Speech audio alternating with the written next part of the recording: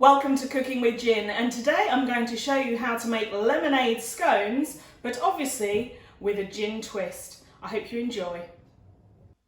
To make these scones, you're actually only going to need 3 simple ingredients, and then we're going to add our gin tweak. So 400 grams of self-raising flour, 175 millilitres of double cream and 175 millilitres of lemonade.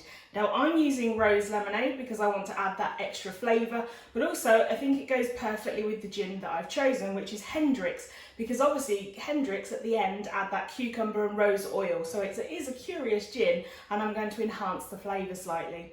Now the other tweak that I've done is I'm going to add fruit. So these are sultanas, and all I've done is I've been soaking them in gin, strangely enough. I soak everything in gin. And then I'm going to be adding these to my scone mixture. Now, every time you bite into one of those, you're going to get that hit of sweetness, but you're also going to get that slight twinge of gin. So that's everything that we need. I've used Hendrick's in this recipe and I adore Hendrick's. I was very lucky to go on tour with their Cabinet of Curiosities many years ago when Hendrick's was the sort of gin of choice for everybody, and I can see why. It is a fabulous gin, and if you're just starting out on your gin journey and this is your first stop on your destination, then make sure you get a bottle of Hendrick's and keep it in the cupboard at all times, or drink it at all times. It is a very curious gin. It's created using 2 very distinct still processes. So they have the Bennett and the Carter head.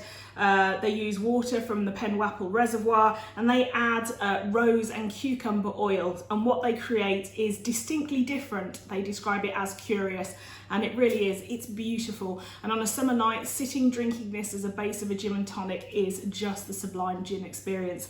Leslie Gracie, their master distiller, is a genius. And has travelled around the world, but now works in the hot houses in Scotland, and has created these other editions. So this one's Midsummer Solstice and this one's Lunar. Both of them take influence from floral botanicals. This one, the kind of plants that open at night or towards the evening.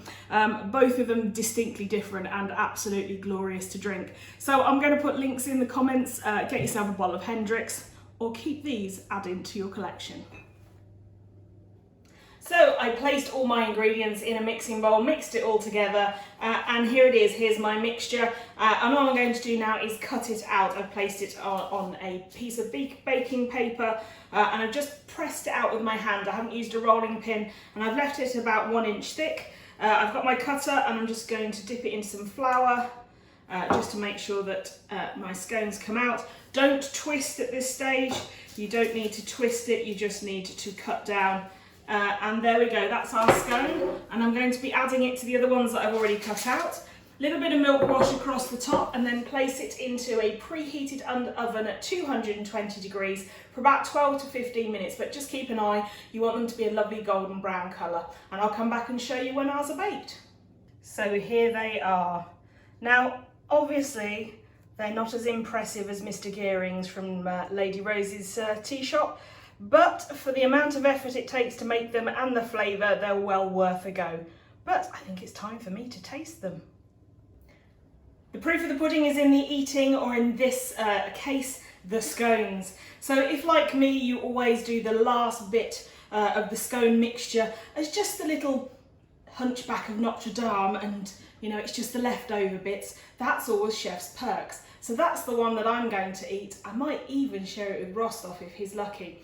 But tomorrow I'm going to serve this in a socially distanced picnic, and I'm going to serve it to the members of the Ministry of Steampunk, and I'm going to serve it, of course, with my gin and strawberry jam and my lemon and gin curd. I have some clotted cream as well, and we'll have a whole debate about which is first, jam or cream. There's another one for you, Dr. Jeff, but it's time for me to do my eating. Now, these are still warm, and I don't know if the camera magic can show, but steaming lovely. Oh, and they smell so nice. I know I'm going to regret this. The indigestion is going to be terrible. Shouldn't eat warm scones. And I hate to think once again of how many sins I'm having, but it's all worth it. So this one's got a little bit of sultana in it, so I'll definitely get a bit of gin. Shouldn't speak with your mouth full. They're not as sweet as your normal scones because the sweetness comes from the lemonade. And I've used Fentimans Rose Lemonade, which isn't as sweet and cloying as other lemonades. But these will be beautiful as a base for our lemon curd or our strawberry jam and those sultanas. Oh, fantastic.